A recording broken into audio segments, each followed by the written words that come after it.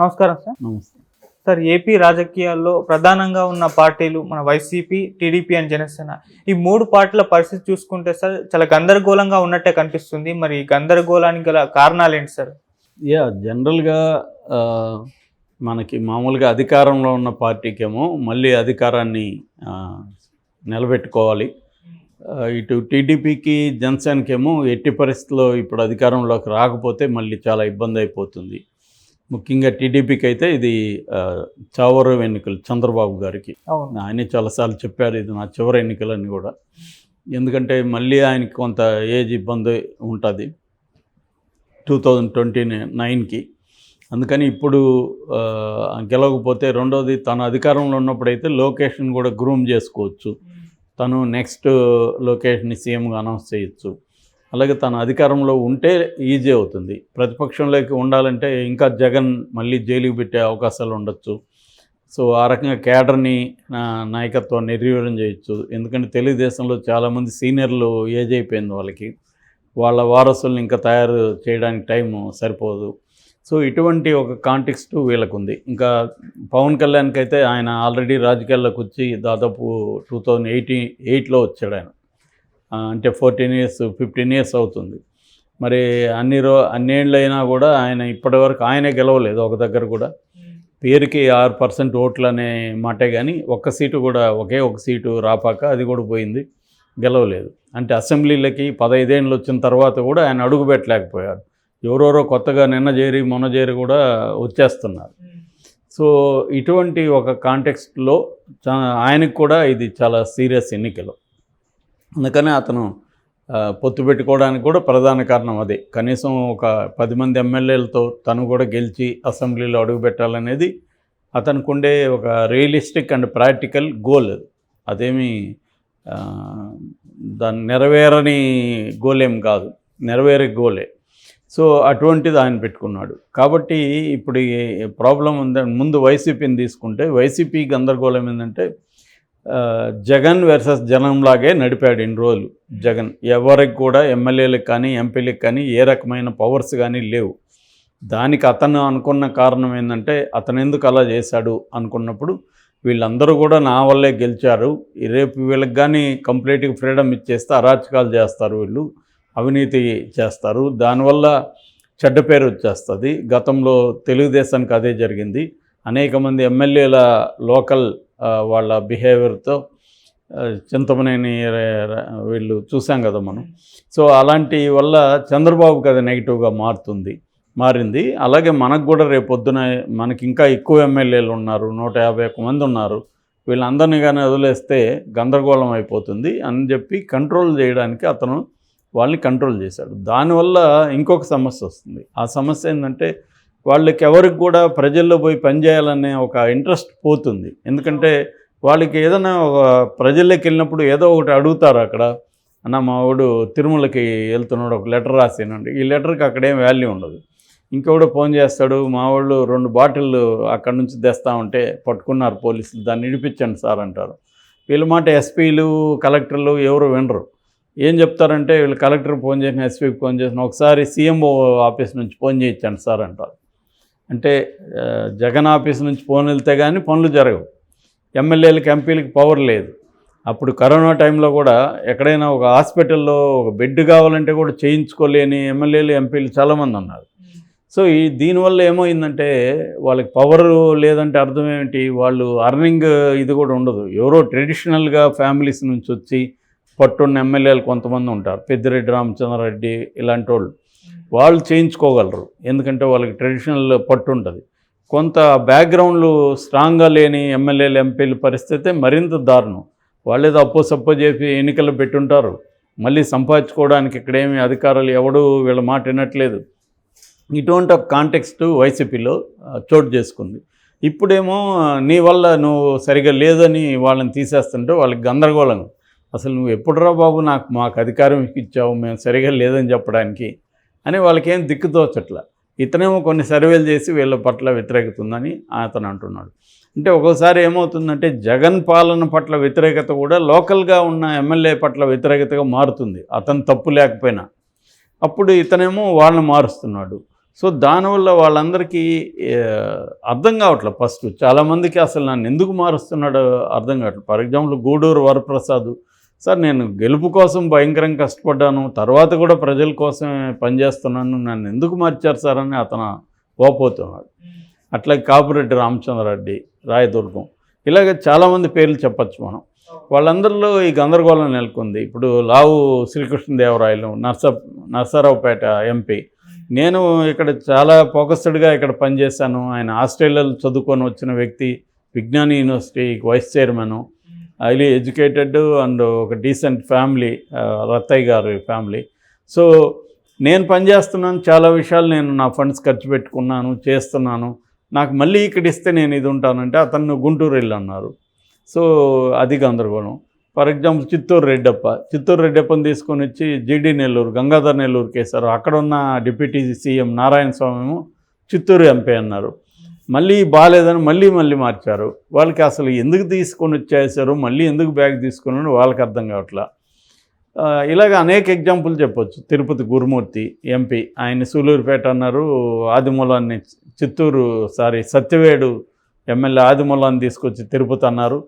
మళ్ళీ ఏమో ఆదిమూలం రాననేసరికి మళ్ళీ ఎంపీకి తను పనికిరాడనే కదా నువ్వు అక్కడ మార్చింది, మళ్ళీ ఎందుకు వెనక్కి తెచ్చావు? ఈ గందరగోళం నాయకుల్లో ప్రజల్లో నెలకొని ఉంది. దానికి జగన్ క్యాంపు చెప్పే సమాధానం ఏంటంటే, మేము నిరంతరం సర్వేలు చేస్తున్నాం, మళ్ళీ కూడా చేశాము, ఇలా మార్చడం వల్ల ఏమైనా ఎఫెక్ట్ ఉంటుందా అని మళ్ళీ చేసినప్పుడు వీళ్ళ వ్యతిరేకత వచ్చింది, అందుకని మారుస్తున్నాం. ఒక్కోసారి బీఫామ్ ఇచ్చినా కూడా మారుస్తాం. ఇక్కడ బీఆర్ఎస్లో కూడా అలాగ మార్చారు.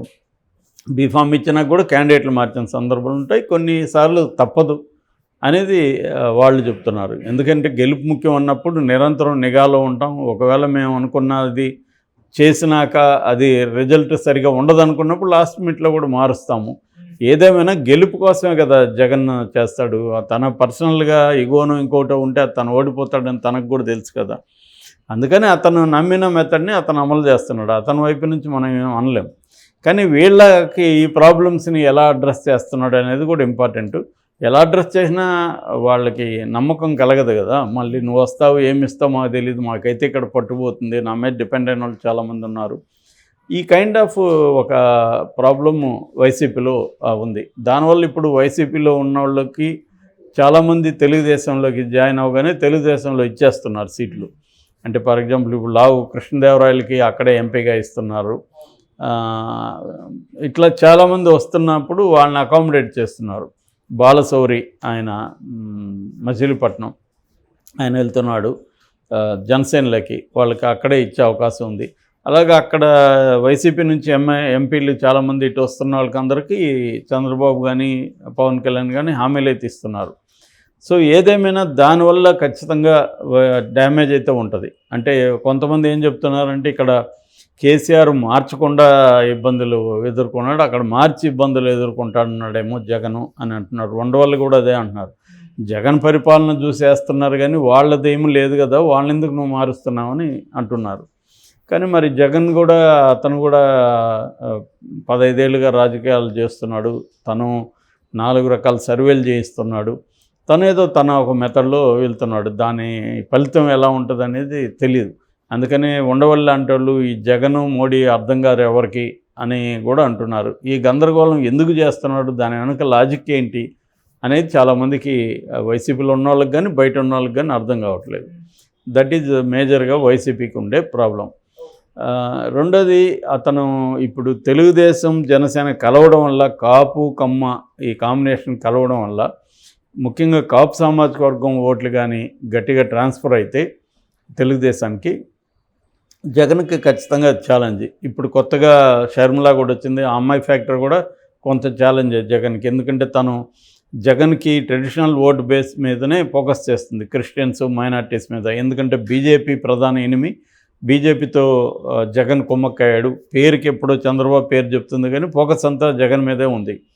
అందుకని జగన్తో ట్రెడిషనల్గా ఉన్న ఈ మైనార్టీ వర్గాలు, దళిత్స్ వీళ్ళందరూ కూడా కొంత పునరాలోచించుకునే అవకాశం కనబడుతుంది.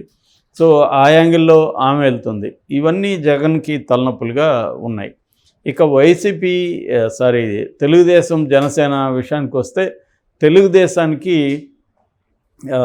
జనసేన మధ్య పొత్తుని ఇప్పటివరకు వాళ్ళు ఎన్ని సీట్లు ఎవరికనేదే ప్రకటించాల. 60-20 తేల్చనని పోస్టులు అనేకం కనిపిస్తున్నాయి. ఎందుకంటే ఈయనేమో ఎక్కువ తీసుకుంటాను, నేను 3 వంతులు అని చెప్పాడు. అది కూడా అసెంబ్లీలో అని చెప్పలే, లోకల్ బాడీ పేర్లు చెప్పాడు. అంటే కన్ఫ్యూజ్ చేస్తున్నాడు. పవన్ కళ్యాణ్ చంద్రబాబు ఇద్దరు కలిసి కావాలని కన్ఫ్యూజ్ చేస్తున్నారు. పవన్ కళ్యాణ్కి ఇచ్చేవి 20-25 లోపలే ఉంటాయి, కానీ అది ఇప్పుడే ప్రకటిస్తే గందరగోళం అవుతుంది. అందుకని లాగి చివరిలో ప్రకటిస్తే గందరగోళం చేయడానికి కూడా వాళ్ళకి టైం ఉండదు, సైలెంట్ అయిపోతారు అన్న ఒక స్ట్రాటజీ చంద్రబాబు పవన్ కళ్యాణ్ అమలు చేయబోతున్నారు అనేది వినిపిస్తున్న మాట. అందుకని పవన్ కళ్యాణ్కి తెలిసినా కూడా ఈ డ్రామాలో పాల్పంచుకుంటున్నాడు. పవన్ కళ్యాణ్ కూడా వేరే మార్గం లేదు అనేది. దీనికి ఒక ప్రాబ్లం ఉంది. ఉండవల్లి లాంటి వాళ్ళు కూడా ఏం చెప్తున్నారంటే, ఎక్కువ సీట్లు కానీ జనసేనకి ఇకపోతే మీకు ఓట్ ట్రాన్స్ఫర్ కాదు తెలుగుదేశానికి అని చెప్తున్నారు. మరి ఆ ప్రమాదం నుంచి బయటపడడానికి చంద్రబాబు వ్యూహాలు ఏంటనేది ఇంకా నిర్దిష్టంగా బయటికి రాలేదు. కానీ ఒక బయటకు వచ్చే న్యూస్ అయితే జనసేనకి ఎక్కువ సీట్లు ఇవ్వరని. సో వీళ్ళిద్దరి మధ్య పొత్తులు సంబంధించిన గందరగోళం ఉండడం వల్ల ఏమైందంటే, సమావేశాలు ఆగిపోయినాయి. వారాహి 4 రోజుల నుంచి ఆగిపోయింది. ఈ సమన్వయ సమావేశాలు అన్నారు ఇద్దరిది, అవి ఆగిపోయినాయి. ఒక స్తబ్దత నెలకొని ఉంది ఈ 2 పార్టీల్లో. మరి వీళ్ళు ఎప్పుడు దీన్ని ముందుకు తీసుకొచ్చి మళ్ళీ యాక్టివేట్ చేస్తారని చూడాలి. ఆ స్తబ్దత ఉంది. వైసీపీలో ఆ స్తబ్దత లేదు. గందరగోళం ఏదో ఒకటి యాక్టివిటీ ఇచ్చేశారు కాబట్టి వాళ్ళు వెళ్ళి ప్రచారాల్లో మునిగిపోయారు. ఇది జరుగుతుంది. ఇదేమో మరి వీళ్ళు చేయట్లేదు. ఇతను వ్యూహం ఏంటంటే, లాస్ట్లో ఇస్తే క్రైసిస్ని పోస్ట్పోన్ చేద్దామనేది చంద్రబాబు ప్లాన్గా కనబడుతుంది. మరి అది ఎంత సక్సెస్ఫుల్గా ఉంటుందనేది తెలియదు. మరోవైపు ఇప్పుడు ఈమె వచ్చినాక ఆమెకు ఎక్కువ ఇంపార్టెన్స్ తెలుగుదేశం మీడియా విపరీతంగా ఇస్తుంది. ఎందుకు ఇస్తుందంటే, ఆమె వల్ల జగన్కి నష్టం అనేది భావిస్తుంది. కానీ రేపొద్దున ఆమె ఫోకస్ అంతా ఆమె మీదకి వెళ్ళినప్పుడు ఆ రకంగా వీళ్ళకి కూడా నష్టం కాదా అనేది చాలామంది ప్రశ్నిస్తున్నారు. కానీ వీళ్ళు జగన్ నష్టం అయితే చాలులే అన్నట్టుగా వీళ్ళు ఆమెకే ఇంపార్టెన్స్ ఇస్తున్నారు. ఆమె మీద ఏటూరెళ్ళు, కొత్త పలుకులు అన్నీ కూడా రాస్తున్నారు. చీమ చెట్టు కన్నా రాస్తున్నారు. సో నిజానికి ఆమెకి నిన్న పోస్టులు పెట్టారు. అదేం కొత్త కాదు. ఆల్రెడీ భువనేశ్వరం మీద పెట్టలేదా, ఇంతకుముందు భారతి మీద పెట్టలేదా, ఇంతకుముందు ఇదే షర్మిల మీద గతంలో పెట్టలేదా? ఇవన్నీ జరుగుతున్నాయి ఎప్పటి నుంచో. కానీ ఇప్పుడు ఏదో షర్మిల మీద పెట్టగానే మొత్తం ఆయన కొత్త పలికే రాశాడు ఈరోజు దాని మీద. అంటే ఇదేదో కొత్తగా వైసీపీ స్టార్ట్ చేసినట్టు. అన్ని పార్టీలు చేస్తున్నాయి. వైసీపీ చేస్తున్నాయి, తెలుగుదేశం చేస్తుంది, జనసేన చేస్తుంది, అందరూ చేసే పనే జరుగుతుంది.